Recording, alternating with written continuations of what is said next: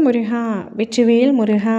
என் அன்பு பிள்ளையே, ஒருவர் இறப்பால் தான் நீயும் உன் துணையும் ஒன்று சேரப் போகின்றீர்கள்.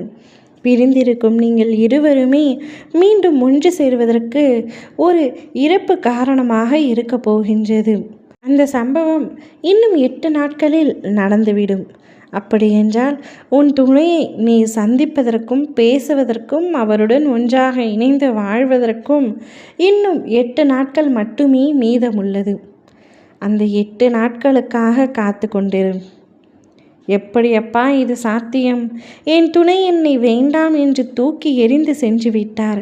நானும் அவரும் பேசி நீண்ட நாட்கள் ஆகின்றன. அவர் என் முகத்தை கூட பார்க்க விரும்பவில்லை, உன் குரலை கூட கேட்க விரும்பவில்லை என்று கூறி என்னை திட்டி என்னிடத்திலிருந்து பிரிந்து சென்று விட்டார். இதற்கு மேல் வாய்ப்பு இருக்கின்றதா நாங்கள் ஒன்று சேர? எங்களுக்குள் பிரச்சனை வந்து கொண்டே இருக்கின்றது. மன வேறுபாடு, கருத்து வேறுபாடு, மனக்கசப்பு என பல விஷயங்கள் எங்களுக்குள் ஒத்து போகவில்லை. இருந்தும் நான் அவரை உண்மையாகத்தான் நேசிக்கின்றேன்.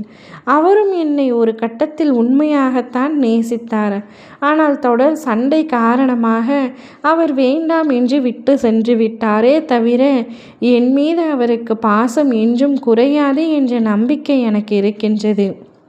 ஆனால் இன்னும் 8 நாட்களில் நாங்கள் சேர்ந்து விடுவோம் என்று சொல்வதற்கான உள்நோக்கம் எனக்கு புரியவில்லை என்கின்றாய்.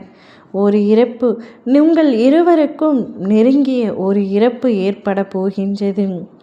அந்த இறப்பில் நீங்கள் இருவரும் ஒன்று சேரப் போகின்றீர்கள். ஒருவரை ஒருவர் பார்த்து கொள்ளப் போகின்றீர்கள். பொதுவான ஒரு நபர் இறந்து போனால் நீயும் வருவாய், அவரும் வருவாய். இருவருக்கும் தெரிந்த உறவுதான். அந்த உறவின் பொழுது நீங்கள் இருவரை பற்றியும் அக்கம் பக்கத்தினர் அனைவரும் தவறாக பேசும் பொழுது அப்படியெல்லாம் இல்லை, நாங்கள் ஒன்றாகத்தான் இருக்கின்றோம் என்று கூறப்போகின்றீர்கள். அதன் பின்பு உன்னிடம் பேச வேண்டும் என்று அவரே கூறப்போகின்றார். நீங்கள் இருவரும் மனம் விட்டு பேசி மனம் ஒத்துப்போய் இனி ஒன்றாகவே வாழலாம். பிரிவு நமக்குள் வேண்டாம். இதனால் பாதிக்கப்படுவது உன் குடும்பமும் என் குடும்பமும் தான். அனைவருக்காகவும் நாம் ஒன்றாக இணைந்து நிம்மதியான ஒரு வாழ்க்கையை வாழலாம் என்று சொல்ல போகின்றார். உன்னை பார்த்துவிட்டால் அவருக்கு கோபமெல்லாம் பறந்துவிடும் என்று ஏற்கனவே பலமுறை உன்னிடத்தில் கூறியிருக்கின்றார். அந்த 8 நாளுக்கு அப்புறம் நடக்க போகிறதும் அதேதான். உன்னை பார்த்தாலே அவர் மனதிற்குள் எத்தனை கோபம் இருந்தாலும் அத்தனையும் மறந்துவிடும். அதனால்தான் இத்தனை நாட்களாக உன்னை பார்க்காமல் புறக்கணித்து கொண்டிருந்தார்.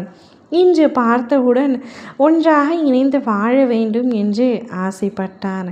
நீங்கள் இருவரும் ஒன்றாக இணைந்து சந்தோஷமாக நீண்ட நெடுகாலம் ஒன்றாக இணைந்து வாழ வேண்டும் என்பதுதான் உன் அப்பாவின் ஆசையும். இன்னும் 8 நாட்களில் நான் சொல்வது அனைத்தும் உங்களுடைய வாழ்க்கையில் நிச்சயம் நடைபெறும். ஓம் முருகா, வெற்றிவேல் முருகா.